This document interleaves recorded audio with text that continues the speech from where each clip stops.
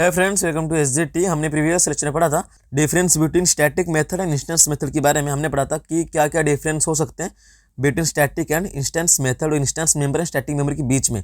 तो अगर आपने वो वाली वीडियो नहीं देखी है तो आपको आई बटन में लिंक मिल जाएगी, उस वीडियो को आप जाके देख सकते हो। तो आज हम पढ़ने जा रहे हैं उसके आगे, जो कि हमारा मेन मेथड के बारे में। हालांकि the most important topic in entire core Java, क्योंकि अगर हम मेथड के बारे में पढ़ रहे हैं तो हालांकि जो मेन है वो एक मेथड ही तो है। तो अगर मेथड के बारे में पढ़ रहे हैं तो मेन मेथड के बारे में पढ़ना जरूरी है।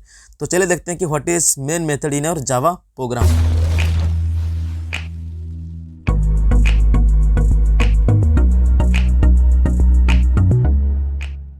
तो आज हम पढ़ने जा रहे हैं मेन मेथड इन जावा। ठीक है, जैसे कि मैंने आपको बताया कि the most important topic in entire core Java series, यानी कि अगर आप कोई भी इंटरव्यू में बैठ तो आपको हर कोई पूछते हैं कि what is main method and how what is the use of main method, कि बेसिकली मेन मेथड क्या होता है, क्यों हम मेन मेथड को यूज करते हैं। मैं आपको बता दूं कि अगर हम कोई भी प्रोग्राम लिखते हैं, चाहे छोटा से छोटा प्रोग्राम है, बड़े से बड़े प्रोग्राम, यानी कि अगर मान लो कि जो हमारा पहला प्रोग्राम होता था जावा में वो है हेलो वर्ल्ड प्रोग्राम। अगर कोई भी लैंग्वेज की बात करें तो hello world is the first program for all programming language. ठीक है, तो अगर बात करें जावा की हेलो वर्ल्ड प्रोग्राम का, तो बेसिकली इसको इंप्लीमेंट करने के लिए हमको मेन मेथड की जरूरत पड़ती है। हालांकि क्लास के बाद हम क्रिएट करते हैं मेन मेथड को, तो बेसिकली उसके बाद हम जो भी हमारा स्टेटमेंट है, यानी कि system.out.println हेलो वर्ल्ड को यहाँ पर प्रिंट कर रहे थे। तो बेसिकली कहने का मतलब ये हुआ कि अब कोई भी जावा की प्रोग्राम इंप्लीमेंट करो, आपके पास मेन मेथड होना चाहिए। सिंपल, अगर मान लो यहाँ पर मैंने कुछ इस तरह से करा, मैंने करा क्लास टेस्ट। ठीक है, ये क्लास है जो जिसका नाम है टेस्ट, फिर उसके बाद क्लास की बॉडी।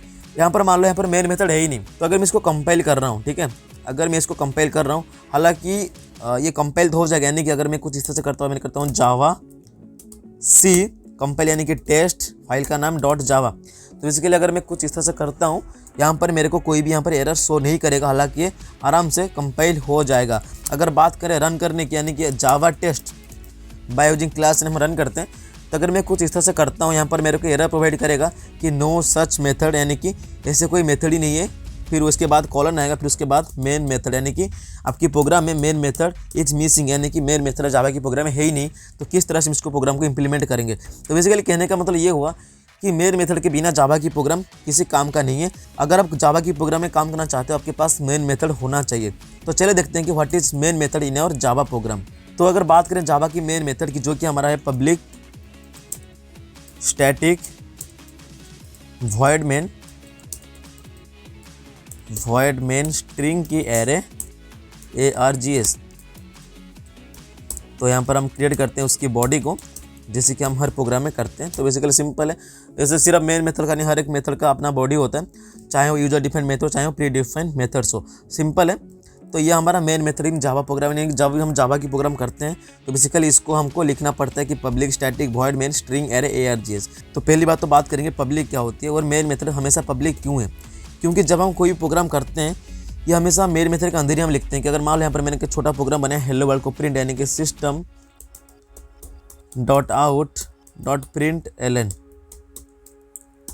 ठीक है, यहाँ पर मैंने करा हेलो वर्ल्ड, जो कि सारे प्रोग्रामिंग लैंग्वेज का सबसे पहला प्रोग्राम है हेलो वर्ल्ड। सिंपल है। तो यहाँ पर मैंने कुछ इस तरह से करा system.out.println हेलो वर्ल्ड। तो यहाँ पर पब्लिक होने का फ़ायदा ये हुआ कि ये जो पब्लिक है, पब्लिक का मतलब क्या होता है, हर एक क्लास को, हर एक पैकेज को विजिबल हो। ठीक है, अगर बात करें मेन मेथड क्यों पब्लिक है, मेन मेथड इसलिए पब्लिक है क्योंकि जब हम प्रोग्राम को एग्जीक्यूट करते हैं, एग्जीक्यूट करने के लिए JVM को यूज हम करते हैं। यानी कि अगर यहाँ पर मैंने करा जावा टेस्ट, ठीक है, तो टेस्ट क्लास में जावा टेस्ट, यानी कि यहाँ पर मैं रन कर रहा हूँ। तो जैसे कि मैंने आपको बताया कि विदाउट मेन मेथड हम एक कंपाइल तो कर सकते हैं लेकिन रन नहीं कर सकते। अगर यहाँ पर मैंने करा जावा टेस्ट, फिर इसको मैं रन कर रहा हूँ, तो बेसिकली क्या कर रहे हैं, यहाँ पर हम रन कर रहे हैं। तो रन करते वक्त हमारे पास मेन मेथड होना चाहिए। तो इसको कौन चेक करे, इसको चेक कर रहा है JVM, यानी कि JVM सर्च कर रहा है कि प्रोग्राम के अंदर मेन मेथड है या नहीं। यानी कि ये जो मेन मेथड हमेशा पब्लिक होना चाहिए, यानी कि JVM को ये जो मेथड पूरा है मेन मेथड ये विजिबल हो, इसीलिए मेन मेथड हमेशा पब्लिक ही होता है।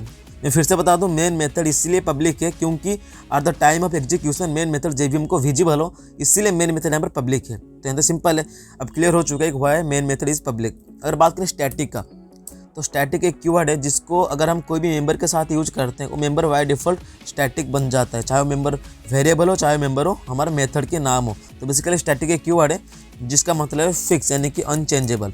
सिंपल है। तो अगर बात करें मेन मेथड स्टैटिक क्यों है, मेन मेथड स्टैटिक इसीलिए है, जैसे कि मैंने को बताया कि जब हम मेन मेथड को यूज करते हैं तब हम इसको कॉल नहीं करते, या अपने आप कॉल हो जाता है। तो जैसे कि मैंने आपको बताया कि मेन मेथड को हम खुद कॉल नहीं करते, या अपने आप कॉल हो जाता है। तो जो मेन मेथड हमारा अवेलेबल है जेबीएम क्लास में, यानी कि जावा में एक क्लास है जिसका नाम है जेबीएम, जो कि प्री डिफाइंड क्लास है। क्लास जेबीएम के अंदर एक मेथड अवेलेबल जिसका नाम है मेन मेथड। तो जो मेन मेथड अगर स्टैटिक है तो उसको आसानी से जेबीएम कॉल कर सकते हैं विदाउट क्रिएटिंग एनी ऑब्जेक्ट। तो बेसिकली स्टैटिक इसलिए है क्योंकि यूजर को मेन मेथड को कॉल करने की ज़रूरत नहीं है, इसको जेबीएम अपने आप से खुद से यहाँ पर मेथड को कॉल कर लेता है। तो बेसिकली जो जेबीएम क्या है, जेबीएम क्लास का नाम है जिसको जावा की प्रोग्राम इंप्लीमेंट करी गई है। तो JVM is a predefined class जिसका अंदर मेन मेथड अवेलेबल है। तो अगर हम कोई प्रोग्राम को एग्जीक्यूट करते हैं तो जेबीएम चेक करता है कि मेन मेथड है या नहीं। अगर मेन मेथड है तो सिंपल मेन मेथड स्टैटिक होने की वजह से हम क्या कर सकते हैं, विदाउट क्रिएटिंग ऑब्जेक्ट जेबीएम उस मेथड को कॉल कर सकता है। तो बेसिकली इसलिए मेन मेथड हमारा स्टैटिक है, क्योंकि हम उसको बिना ऑब्जेक्ट क्रिएट करके कॉल अप कर सकते हैं। तो इसीलिए हमारा मेन मेथड स्टैटिक है। अगर बात करें वॉइड का, तो इसके बारे में सबको पता है कि वॉइड क्या है। तो वॉइड हमारी रिटर्न टाइप है। तो वॉइड जो है ये बताता है कि मेथड कुछ भी वैल्यू यहाँ पर रिटर्न नहीं करेगा। अगर बात करें कोई भी मेथड का, यहाँ पर मान लो यहाँ पर मैं करें वॉइड m1, तो बेसिकली m1 जो मेथड है कुछ भी यहाँ पर रिटर्न नहीं करने वाला है। तो सिंपल वॉइड जो रिटर्न टाइप जो कि कुछ भी नहीं रिटर्न करता। तो बेसिकली अगर बात करें मेन मेथड का, तो मेन मेथड आपने देखा होगा कि यहाँ पर मैं प्रिंट करूँ हेलो वर्ल्ड का, तो यहाँ पर हम मेन मेथड के साथ साथ कोई भी चीज़ हम रिटर्न नहीं करते। तो इसीलिए मेन मेथड हमारा वॉइड है। तो चलिए बात करते हैं मेन क्या होती है। अगर बात करें मेन का, तो main is a method name, यानी कि main is the name of a method, यानी कि ये जो पूरी मेथड इसका नाम है मेन मेथड। जैसे कि हम हमेशा बोलते आ रहे हैं कि मेन मेथड कहाँ जावा की प्रोग्राम है, मेन मेथड डिफाइन करो वगैरह वगैरह जो भी है। तो बेसिकली इस मेथड का नाम है मेन मेथड। तो नाम से मतलब नाम तो कुछ भी हो सकता है। तो बेसिकली नाम इसलिए यहाँ पर फिक्स करी गई है। अगर आप चाहो तो इस नाम को चेंज भी कर सकते हो, क्योंकि अगर मैं यहाँ पर चाहा तो यहाँ पर मैंने कर दिया SGT, तो public static void SGT string ARGS। तो बेसिकली ये भी वैलिड है। ये वैलिड तब होगा जब हम जेबीएम क्लास के अंदर आके इसको हम कस्टमाइज करेंगे, यानी कि यहाँ पे जेबीएम क्लास इसके अंदर जो मेन मेथड इसके नाम अगर हम चेंज यहाँ पे करते हैं, जैसे कि अगर बात करें जेबीएम क्लास को, तो यहाँ पर कुछ इस तरह से मेन मेथड डिफाइन करिए जो कि हमारा public static void main string की एरे फिर ARGS सिंपल है। तो ये हमारा मेन मेथड है जो कि अवेलेबल है जेबीएम क्लास में, जो कि प्री डिफाइंड क्लास है, जिसको जो कि जावा के डेवलपर है उन्होंने यहाँ पर क्रिएट कर रखा है। तो बेसिकली अगर बात करें यहाँ पर, तो अगर यहाँ पर मैं इसका नाम को चेंज करके SGT करता हूँ, ठीक है, तो यहाँ पर अगर मैं SGT कर रहा हूँ तो यहाँ पर कोई भी दिक्कत नहीं आएगी। यहाँ पर जो नाम है वहाँ पर वही नाम होना चाहिए। तो इसलिए यहाँ पर मेन है तो हम यहाँ पर मेन ही करते हैं, यहाँ पर कोई दिक्कत नहीं है, यहाँ पर मैं करता हूँ मेन, ठीक है। तो बेसिकली चाहो तो आप चेंज भी कर सकते हो, लेकिन आपको जेबीएम क्लास के अंदर आके इसको कस्टमाइज करना पड़ेगा। तो तभी जाके यहाँ पर आप जो भी आपको मन करे यहाँ पर आपका नाम डिफाइन कर सकते हो। तो यहाँ तक सिंपल आपको पता है पब्लिक है, स्टैटिक है, वॉइड क्या है, मेन क्या है। तो अगर बात करें स्ट्रिंग ARGS की, अगर बात करें ARGS की, तो एक वेरिएबल के नाम है, इसको आप अपने हिसाब से कुछ भी यहाँ पर चेंज कर सकते हो। अगर मान लो यहाँ पर मैंने करा ARGS को हटा के SGT, तो यहाँ पर कोई भी एरर प्रोवाइड नहीं करेगा, यानी कि SGT। तो वेरिएबल के नाम कुछ भी हो सकता है, चाहे आप SGT करो चाहे आपका नाम लिख लो। यहाँ पर आप कोई भी जो भी मन करे, यहाँ पर मान लो यहाँ पर मैंने कर दिया स्ट्रिंग AB, तो बेसिकली ये भी वैलिड। अगर बात करें स्ट्रिंग A का, तो ये भी वैलिड है। तो बेसिकली जो हमेशा रिकमेंडेड करी जाती है हमारे स्ट्रिंग ARGS है, ताकि पता होना चाहिए कि हम मेन मेथड के अंदर ही काम कर रहे हैं। तो ARGS को आप चेंज करके अपडेट करके कुछ भी कर सकते हो, इसमें कोई भी यहाँ पर एरर प्रोवाइड नहीं करेगा। अगर बात करें स्ट्रिंग एरे का, तो इसका मतलब कि इसकी पूरा का मतलब ये हुआ कि ये कमांड लाइन आर्गुमेंट, यानी कि जैसे कि मैंने को बताया था कि मेथड के अंदर किस तरह से आर्गुमेंट को पास अप कर सकते हैं। तो ये मेन मेथड का खुद का एक आर्गुमेंट है जो कि प्री डिफाइंड, यानी कि यहाँ पर स्ट्रिंग ARGS को हम लिखना ही पड़ेगा। अगर यहाँ पर मान लो यहाँ पर मैंने कहता है इंट ARGS, तो यहाँ पर वैलिड नहीं है। क्यों नहीं है मैं आगे बताऊँगा। बेसिकली यहाँ पर हम हमेशा करते हैं स्ट्रिंग ARGS। तो स्ट्रिंग एरे का मतलब ये हुआ कि यहाँ पर कोई एक स्ट्रिंग को हमको यहाँ पर पास अप करना पड़ेगा। तो इसका बेसिकली काम क्या है, यानी कि अगर बात करें स्ट्रिंग ARGS का कमांड लाइन आर्गुमेंट है जो कि सिर्फ यूज करी जाती है कमांड प्रॉम्प्ट में। बेसिकली CMDP इसको हम यूज करते हैं। हालांकि इसका काम ये है, जैसे कि आप यूजर से इनपुट लेते हो, आप क्या करते हो, आप करते हो एंटर एनी नंबर, तो यहाँ पर एक मैसेज आता है यूजर CMDP एक मैसेज आता है। तो कुछ इस तरह से एक मैसेज आता है, यूजर एंटर करता है 10। तो बेसिकली जो 10 हम एंटर कर रहे हैं हम इसकी मदद से कर पा रहे हैं, यानी कि कमांड लाइन आर्गुमेंट की मदद से हम यहाँ पर कर सकते हैं। तो बेसिकली इसका काम ये है कि एक आर्गुमेंट को यहाँ पर पास अप करने के लिए यूज करी जाती है, जो कि हमारा कमांड लाइन पे यूज करी जाती है, यानी कि string ARGS is a command line argument. यहाँ पर कर लेता हूँ स्ट्रिंग